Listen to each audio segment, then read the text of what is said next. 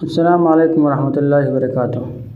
دوستو، یہ آپ دیکھ رہے ہیں حجامہ ہم نے اس کے ارک النساء سر پر پہنچ گیا ہے، چلا گیا ہے، تو اس کے لیے ابھی حجامہ لگا رہے ہیں۔ لیکن حجامہ لگاتے ہوئے ہم نے یہ دیکھا نہیں تھا کہ اس کے اندر یہ جو سرخ دائرہ ہے، یہ سرخ پن ہے کپ کے اندر، یہ نہیں تھا، تو اب یہ اتارنا بڑا مشکل ہو گیا تھا۔ تو پہلے اس کا خیال کرنا چاہیے، جب یہ پن نہ ہو تو پھر یہ اتارنا تھوڑا سا مشکل ہوتا ہے۔ اچھا، میں آپ کو بتا رہا ہوں کہ ارک النساء کیوں یہ سر کے اوپر چلا جاتا ہے، پاؤں کے اندر یہ کیوں ختم نہیں ہوتا، ایسا کیا وجوہات ہے جس کی وجہ سے یہ ارک النساء بہت زیادہ بڑھ کر ارک النساء سر اور کندھے اور گردن تک پہنچ جاتا ہے، جس سے پھر چھٹکارا حاصل کرنا تھوڑا سا مشکل ہو جاتا ہے۔ میں اس ویڈیو میں یہ آپ کو بتانے والا ہوں، اس لیے پوری ویڈیو غور سے دیکھیں۔ آپ کو وہ ویڈیو ویسے بھی نظر آ رہی ہے، آپ نے حجامہ کا طریقہ بہت مرتبہ دیکھ لیا ہے میری ویڈیو میں، لنک میں میرے تقریباً یہ 20 ویڈیوز ہو گئے ہیں۔ یہاں پر میں وہ بتانے والا ہوں جو اس سے پہلے نہیں بتایا۔ وہ یہ ہے کہ ارک النساء چونکہ اکثر بائیں پاؤں پر ہوتی ہے اور کمر تک پہنچ جاتا ہے، پھر بندہ نہ بیٹھ سکتا ہے نہ لیٹ سکتا ہے، ہر وقت اس کے پاؤں میں اور کمر میں درد ہوتا ہے، بڑی پریشانی ہوتی ہے، نہ کام کاج کر سکتا ہے، نہ کچھ ڈھنگ سے کھا سکتا ہے، نہ کہیں حمام جا سکتا ہے، بیٹھ کر حمام بھی استعمال نہیں کر سکتا، تو بہت پریشانی ہوتی ہے۔ تو اس کے لیے یہ ہے کہ ہم آپ کو جب حجامہ لگاتے ہیں پاؤں کے اوپر اور کمر کے اوپر، اس کی خصوصی جو پرہیز ہے وہ ہم بتاتے ہیں۔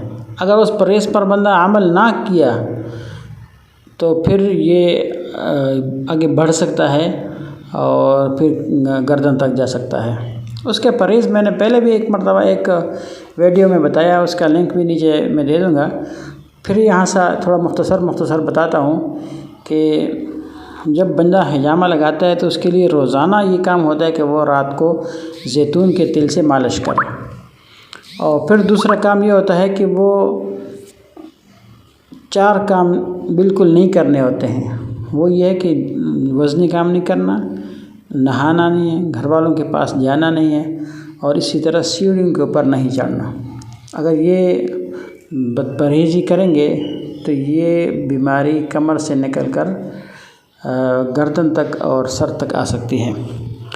اور دوسری وجہ، بندہ اس کو چھیڑتا ہے، کبھی اس کے اوپر گرم ریت رکھتا ہے، کبھی اس کے اوپر وہ سرنج کے ذریعے سے خون نکالتا ہے، کبھی کوئی اس کے اوپر اس طرح بچے کو کہتے ہیں بچے اس کے اوپر اس کے اوپر پاؤں رکھو، اس کے اوپر دوڑو، اس کو دباؤ خوب، تو یہ بیماری جو ہے نا وہ اس کو چھیڑتا ہے بہت ہے۔ جب یہ بیماری بہت اس طرح چھیڑی جاتی ہے تو یہ ایک جگہ بدل کر دوسرے پاؤں میں چلے جاتی ہے، وہ تو آسان ہے پھر بھی، لیکن اگر دوسرے پاؤں سے بھی آگے جا کر یہ گردن تک پہنچ جاتی ہے تو پھر بڑی پریشانی ہوتی ہے۔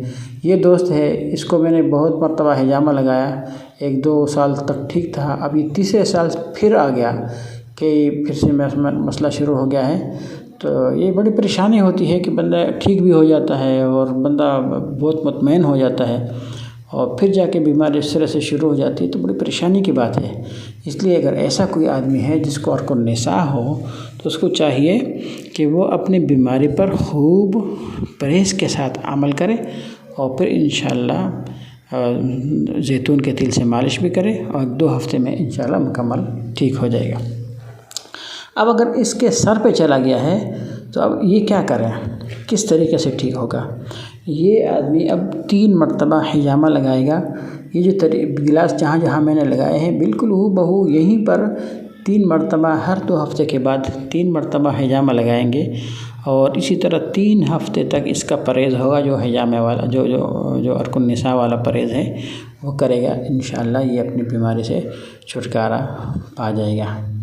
اور اگر ایسا نہیں کرے گا، گولیاں کھائے گا اور آپریشن کرے گا، تو کسی حد تک یہ ہے کہ ٹھیک ہو جائے گا، لیکن بہت مشکل ہے، کیونکہ یہ آدمی ہے اس نے کوئی 6 سال تک گولیاں کھائی، لیکن جب پھر میں نے اس کو حجامہ لگایا، کہتے 6 سال میں اتنا فائدہ نہیں ہوا جتنا حجامہ لگانے سے میں بہت جلدی ٹھیک ہو گیا۔